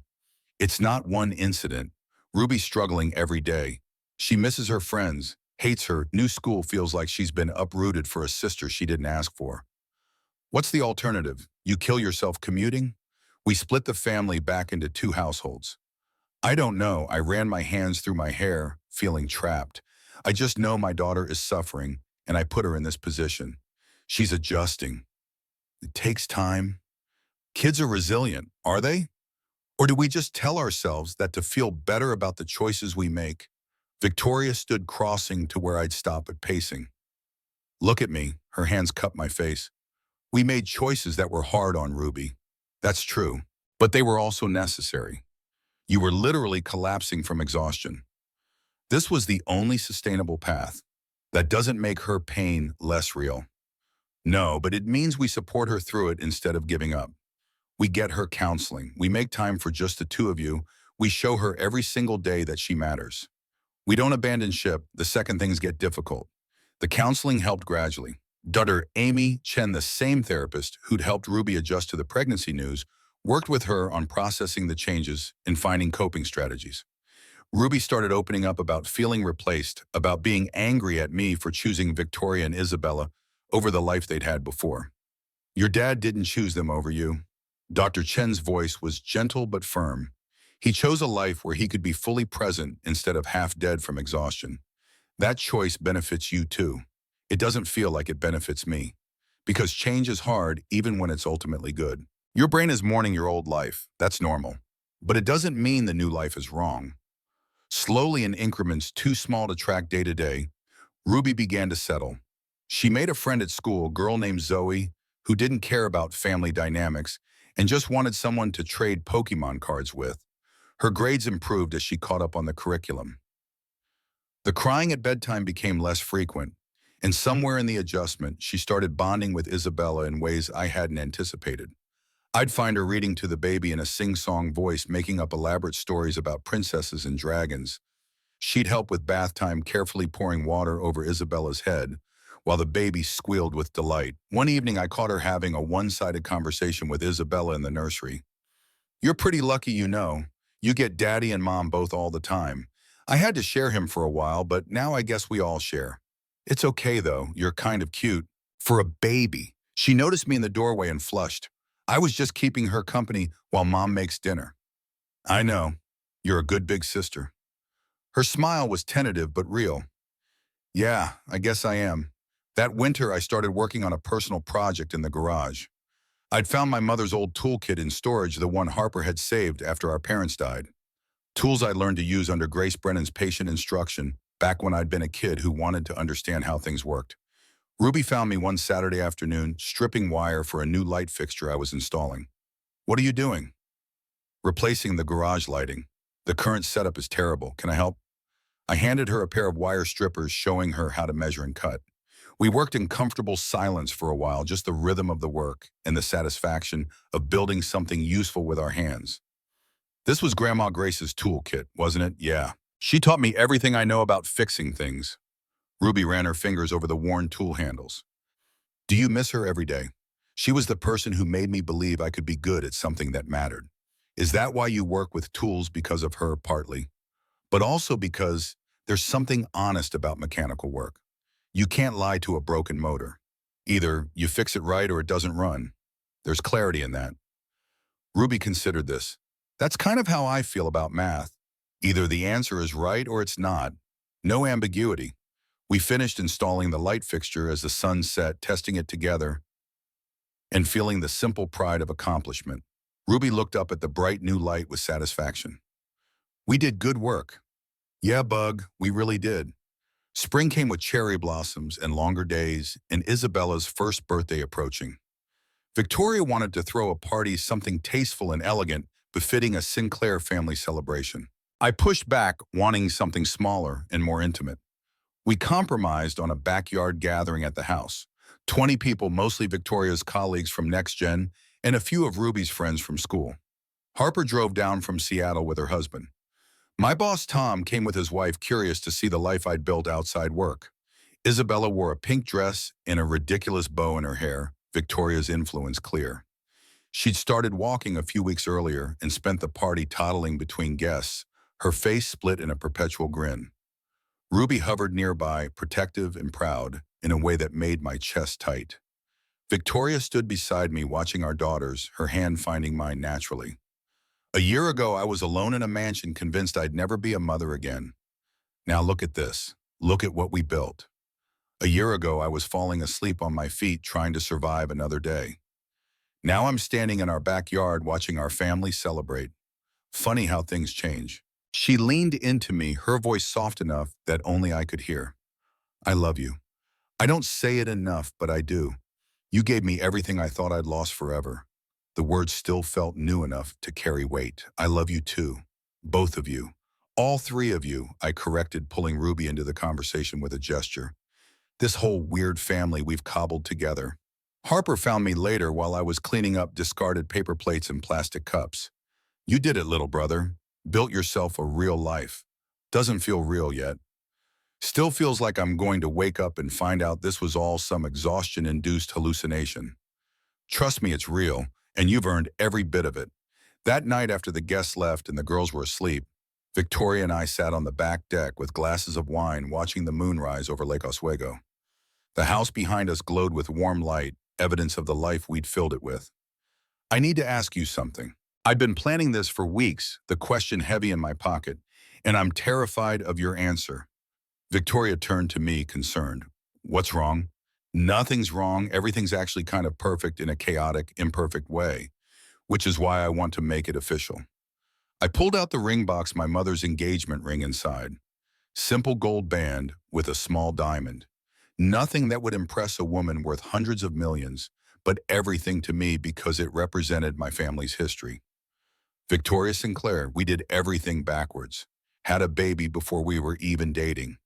Built a family before we figured out if we loved each other. But I don't want to wait anymore to make this real. Will you marry me? Her hands flew to her mouth, tears already streaming. The word came out choked and laughing and absolutely certain. Yes. God, yes, absolutely yes. I slipped the ring on her finger, this small circle of gold on the hand that had signed billion-dollar contracts and built an empire from ambition and grief. It looked right there, more right than any expensive jewelry could have. We planned the wedding for October, 2 years after she'd first knocked on my door asking the impossible. Small ceremony in Harper's Seattle backyard, 60 guests maximum. No press, no society, photographers, just the people who actually mattered to us. Ruby served as flower girl, carrying Isabella down the aisle. The baby kept trying to eat the flower petals, making guests laugh, as Ruby patiently redirected her sister's attention. Isabella, at 18 months, was all toddler chaos, squealing and waving at familiar faces. My vows came from weeks of writing and rewriting, trying to capture something true. 2 years ago, you showed up at my door, desperate and drowning. You asked for help creating life. What you gave me instead was a reason to actually live instead of just survive. I choose you. I choose this beautiful, chaotic family. I choose us every single day for the rest of my life. Victoria's vows were shorter, but no less powerful. You taught me that wealth isn't measured in dollars, but in Sunday morning pancakes and bedtime stories, and the way our daughters laugh. You showed me that strength comes from showing up even when you're terrified. That character matters more than credentials, and love grows instead of diminishing when you share it. I choose you, forever. We kissed while our daughters cheered Ruby, shouting finally loud enough to make everyone laugh. The reception was casual, potluck dishes and craft beer, and dancing in Harper's backyard while the sun set over Puget Sound. Tom cornered me at one point, beer in hand and genuine happiness on his face. Never thought I'd see the day Colt Brennan married a CEO. You did good, kid. I got lucky. Right time, right place, right? Desperate billionaire showing up at my door. Luck is what happens when preparation meets opportunity. You were ready when she needed you. That's not luck, that's character. 6 months after the wedding, I stood in front of a renovated warehouse in Eugene, watching the sign go up, Brennan Technical Academy. Victoria had purchased the building and funded the renovations, turning my vague dream of teaching skilled trades into physical reality. 20 students in the first cohort, kids from low-income families learning HVAC repair, electrical work, plumbing, automotive mechanics. I taught 2 classes a week while maintaining my role at Next Gen, driving down from Portland on Tuesday and Thursday evenings. One student, a 17-year-old named Marcus, whose single mother worked 3 jobs, reminded me painfully of myself at that age. Hungry to learn, desperate to build a future beyond minimum wage service work, treating every lesson like it might be the key to survival. After class one evening, he lingered ostensibly to clean tools, but really to ask the question I could see burning in him. Mr. Brennan, how did you do it? Go from repair work to running facilities for a robotics company. Hard work and ridiculous luck. I met someone who saw potential in me I didn't see in myself. But you married the CEO. That's not exactly a path most of us can follow. True, but the skills you're learning here, the work ethic, the ability to solve problems with your hands and your brain, that's yours regardless of who you marry or don't marry. That's what opens doors. Ruby came with me sometimes to the academy, helping organize tools and watching me teach with the same serious attention she brought to her own math homework. At 10 years old, she had developed an interest in engineering, telling anyone who'd listen that she wanted to design robots like the ones Mom's company built. The transition to calling Victoria Mom had happened gradually over the years since the wedding. No one pushed it, but one day Ruby just started using the word, and it stuck. Victoria cried the first time she heard it pulled Ruby into a fierce hug that said everything words couldn't. Isabella at 3 was talking in complete sentences, her personality, a perfect blend of Victoria's determination and my practicality. She followed Ruby everywhere, treating her big sister like a combination of hero and jungle gym. Ruby's patience with her was remarkable. The initial resentment transformed into genuine affection. 4 years after that rainy October night, when Victoria knocked on my door, we'd built something that looked nothing like the family I'd imagined, but felt more real than anything I could have planned. Christmas morning that year, all four of us around the tree in pajamas, Isabella tore through wrapping paper, more interested in the boxes than the toys. Ruby opened a professional toolkit, her face lighting up with the same joy I'd felt receiving my mother's tools. You're part of a lineage now, I told her. 3 generations of Brennans who know how to fix things. Victoria gave me a framed photo, professionally shot, but candid. All four of us in the backyard last summer mid-laugh at something Isabella had done. The joy on our faces was unguarded and real. This is us. Her voice was soft. This is the family we chose to build. Later that afternoon, we drove to a cemetery outside Seattle. Emma's grave was marked with a simple headstone, her name and dates, and a carved butterfly. Ryan Sinclair's stone stood beside it, the matching markers a reminder of the family Victoria had lost. Isabella held Victoria's hand, confused about why we were visiting stones in the cold. Ruby stood quietly beside me, understanding without needing explanation. Victoria knelt in the snow, placing flowers on both graves. Emma, Ryan, I want you to meet some people. This is Colt, who taught me it was okay to want to live again. These are our daughters, Ruby and Isabella. Your family grew. I hope that would make you happy. She cried quietly, and I held her, Ruby moving to her other side in silent support. Isabella sensed the mood and grew still, her little hand patting Victoria's arm in comfort. When we drove away, Victoria seemed lighter. Thank you for pushing me to come here. I needed to tell them about us, about the life I built after losing them. They'd want you to be happy. I think so too. I hope so. That evening we drove back to Lake Oswego, to the house that had become home. Ruby and Isabella fell asleep in the back seat, exhausted from the day. Victoria's hand rested in mine, her mother's ring catching the dashboard lights. What are you thinking about? Her voice was quiet, not wanting to wake the girls. How 4 years ago I was alone in a rental house, trying to figure out how to pay rent. How I'd convinced myself that survival was the best I could hope for. And now I have this. All of this. 2 amazing daughters, a wife I love, work that matters. A family that's real, even though it doesn't look like anyone's storybook version. She squeezed my hand. I was dying in a mansion full of money, convinced I'd used up my chance at happiness. Then I knocked on a stranger's door and asked for the impossible. I'm glad you did, even though it was crazy, even though I should have said no. But you didn't say no. You said yes, and you changed everything. For both of us. We pulled into our driveway as the first snow of winter began to fall.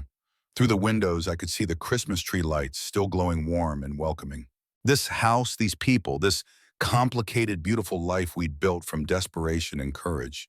I started this journey as a repairman, trying to fix one broken woman's shattered dreams. I ended it understanding that some things can't be fixed, only rebuilt. That wealth isn't measured in bank accounts, but in the people who need you and the lives you choose to build together. That sometimes the bravest thing you can do is say yes to something impossible and trust that love will show you how to make it work.